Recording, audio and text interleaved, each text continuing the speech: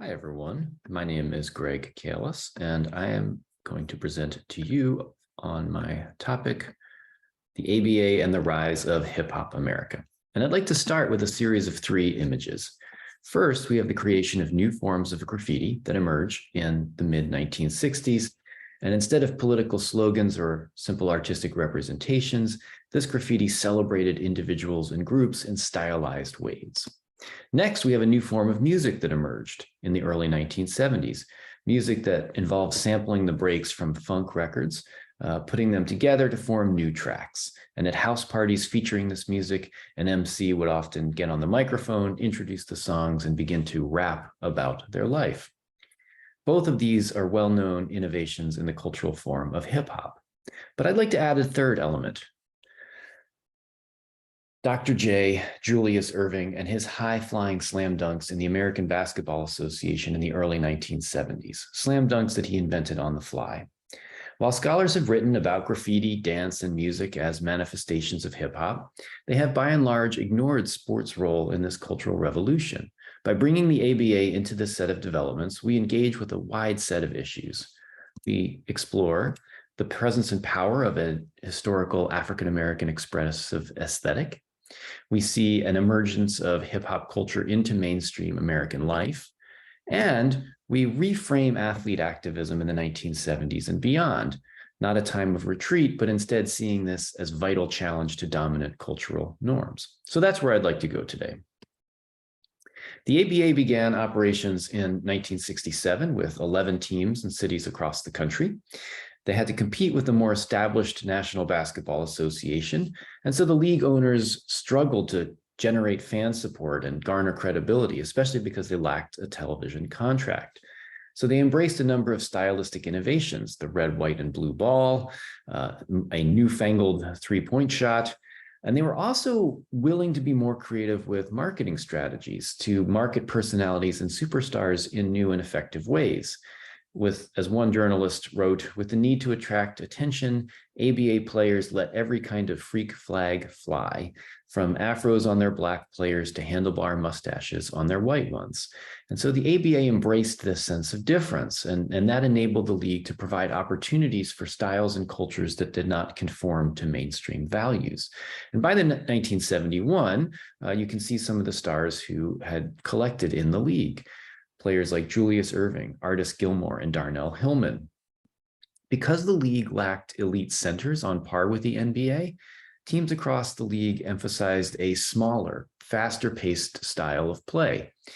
But there was more to the style of play than just the size of its players. The ABA's fast-paced style also stemmed from a Black cultural historical aesthetic that had developed over centuries. And there's been a number of commentators and scholars over the years who have identified a distinct Black cultural style, one that emphasized rhythmic and metric complexity, individual improvisation and stylization, and call and response elements. And if we think about it, these things manifested in a wide range of outlets: visual art, clothing styles, music, literature. But that distinct style often entered into mainstream spaces through music and sports, and a number often saw a connection between these two forms. So for example, an oft-quoted 1970 piece by Ralph Ellison spoke to this connection. Without the presence of Negro American style, our jokes, tall tales, even our sports would be lacking in the sudden turns, shocks, and swift changes of pace, all jazz-shaped, that serve to remind us that the world is ever unexplored, and that while a complete mastery of life is mere illusion, the real secret of the game is to make life swing. And so the style of play that percolates up in various sports makes its way especially into basketball, where it took root on playgrounds, especially in urban areas, and Black coaches such as John McClendon and Clarence Big House Gaines helped bring that improvisation and rhythmic complexity of basketball into colleges. But professional basketball in the NBA tended to be dominated by white owners, by white coaches, and was therefore more resistant to the flair and innovation that came from this Black style. And that's where the ABA came in, offering more opportunities for African-American players and the exhibition of Black style at the professional level. A number of people noted that the ABA was a more open and expressive league, or featured more open and expressive play. Charlie Scott, who played in both leagues, noted that you would try things in the NBA or in the ABA that you would not try in the NBA because you had the freedom to do that. In the ABA, creativity was really basketball. And player agent Ron Grinker made a similar observation, noting that the ABA was Julius Erving. It was glitzy, get the ball out and let's run and jump and play above the rim and we'll make things up as we go along. The NBA was a symphony, it was scripted. The ABA was jazz. And no one embodied that improvisational style more than the league's biggest star, Julius Erving. Erving entered the league in 1971, originally drafted by the Virginia Squires, and he quickly developed a reputation as the most dynamic player in the league, making shots from difficult angles, rising above the other players on the court, and moving with grace and agility. Erving impressed nearly everyone. Some teammates, in fact, actually stopped during games to watch a memorable replay while it was happening. And as Erving's career progressed, he began to draw national attention, especially after he was traded to the New York Nets in 1973. Erving believed that his freedom of motion, his ability to, quote, drive, float, and change direction in the air better than most of the other players, made him stand out. And those attributes, his improvisational style and his above-the-rim game, were taken to represent the league as a whole. As one ABA executive, Carl Scheer, recalled, the spirit of the ABA was the spirit of Julius Erving. On the court, he expressed it in his style of play. And in doing so, he hearkened back to a distinctly Black cultural aesthetic that affirmed his community and culture. And this embrace of a distinct Black style of basketball, rooted in an African-American cultural aesthetic, took place during the emergence of the Black Power movement. And one of Black Power's key contributions was to effect cultural transformation in the US. Nearly all Black Power groups hoped to assert Black pride and challenge white normative cultural hegemony. In this climate, a wide range of social practices spoke to an increased sense of pride and group empowerment. So we might think about soul food restaurants and Black Power anthems and pop music. Fashion was another especially important component. As the historian Tanisha Ford argues, by donning denim overalls, platform shoes, beaded jewelry, and dashikis and other garments with African prints, Black soul brothers and sisters made an important political statement. Hair, in particular, offered a personal opportunity to reject mainstream norms.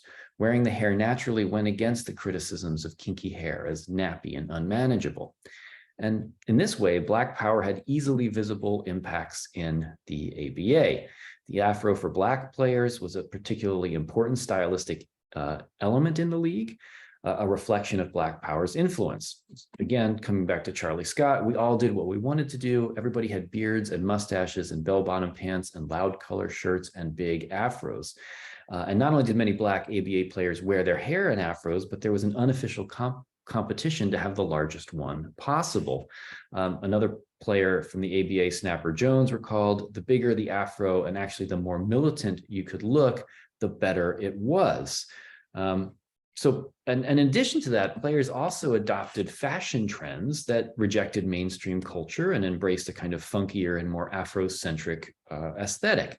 So you can find countless photographs of ABA players. Here are some from Ebony magazine that show how players took Black Power's call for a rejection of mainstream norms to heart. In addition to the afro and to fashion choices, Black players' on-court style of play played a key role in conveying political messages. Erving described his experience in the ABA as being akin to, quote, having the chains taken off so that he could play his own style of play, which is, as he puts it, at times sort of a playground style. So just as Black Power promoted Black identity and pride, and it affirmed the creative contributions of African Americans, the ABA's distinct style on and off the court achieved similar aims. In embracing a free-form style of play, along with the hairstyle and fashions of Black Power, the players in the ABA articulated an affirmation of Black identity. They may not have engaged in direct political activism as much as some other athletes, but their play, their clothing, their hair, and their demeanor boldly rejected mainstream norms and challenged the status quo. Irving's reference to the playground origins of his style also shed light on another meaning embodied in the style of the ABA's Black players, one that spoke to broader trends in racial segregation, white flight, and government neglect. As William Roden has argued, the gestures that make up Black style, the chest bumps, the high fives, shakes, and shimmies, constitute a specialized form of Black expression, a consequence of being outside of or other. That sentiment had special resonance in the wake of white flight from the cities and the terrible legacies of urban renewal. So as Nelson George noted, the slam dunks thrown down by Irving and others were a way to express a humanity otherwise suppressed by white authority. And to back up a little bit and situate this, the parallels between hip hop's emergence in the 70s and the ABA's ascendance in the same time frame speak to shared social and cultural forces at work, the need to affirm humanity in a time of government neglect and increasing social isolation. Most historians of hip hop locate the genre's origins in the South Bronx in the 1970s. Like most urban centers in the US in the 1970s, New York City suffered the effect of white flight as middle-class white families moved to the suburbs, taking capital with them and leaving poorer people of color behind. Urban renewal plans, such as the Cross Bronx Expressway, decimated homes and businesses for the mixed-race residents of the South Bronx. And these developments left behind a seemingly forgotten and increasingly impoverished Black and Latinx underclass. And in this context, Irving applauded playground basketball because of its lack of constraints, its beautiful emphasis on personal reputation. And he waxed poetic about playground basketball. Nothing can compare to the playgrounds. You have no constraints, no formality, no distractions. And many noted that the playground style offered an opportunity to boost one's self-image in a world where seemingly few other options existed. So the author of a biography about an ABA star, Connie Hawkins, wrote, "The basketball court provided for many young men in the slums the only place they can feel true pride in what they do, where they can move free of inhibitions and where they can rise for a moment against the drabness and anonymity of their lives." Over-romanticized, over-exoticized to be sure, but nonetheless some truth about cultural expression as a way to challenge urban neglect. And in fact, while many have compared the ABA to jazz, I think a better comparison is to this emerging hip hop culture. Graffiti artists began to engage in artistic tagging that celebrated individual identity in the late 1960s. DJ Kool Herc hosted that first hip hop house party in the summer of 1973. Dr. J and his majestic dunks of the early 70s all then came in that same time period and all came out of the same urban setting of neglect. And as the noted scholar Tricia Rose has argued, hip-hop marked an attempt to negotiate the experiences of marginalization, brutally truncated opportunity, and oppression characteristic of declining and increasingly segregated urban spaces. The celebration of individual skill and personality through dunks and fashion choices of the ABA players spoke to that same mindset. And although hip-hop would not receive widespread mainstream media attention until 1979 with the release of the hit single Rapper's Delight, the ABA is one of its earliest manifestations. So the ABA then was more than a curious footnote in the history of professional basketball. It provided a fertile ground for Black basketball players to cultivate their style. In celebrating individual brilliance through slam dunks and no-look passes, in embracing an improvisational style through a high-paced open-form game, and in wearing their hair in afros, the Black players of the ABA brought a Black aesthetic to the mainstream and promoted Black pride. If the players shied away from the overt activism of someone like Muhammad Ali, they nonetheless engaged in personal politics that had lasting implications. Hip-hop culture made its first significant entry point into American consciousness through the playing of the ABA, opening up doors for later athletes such as Allen Iverson. And in that way, the style of the ABA was perhaps its most impressive substance. Thanks for listening. And if you want to learn a little bit more about this, this is one chapter in my new book, Beyond the Black Power Salute. Thank you.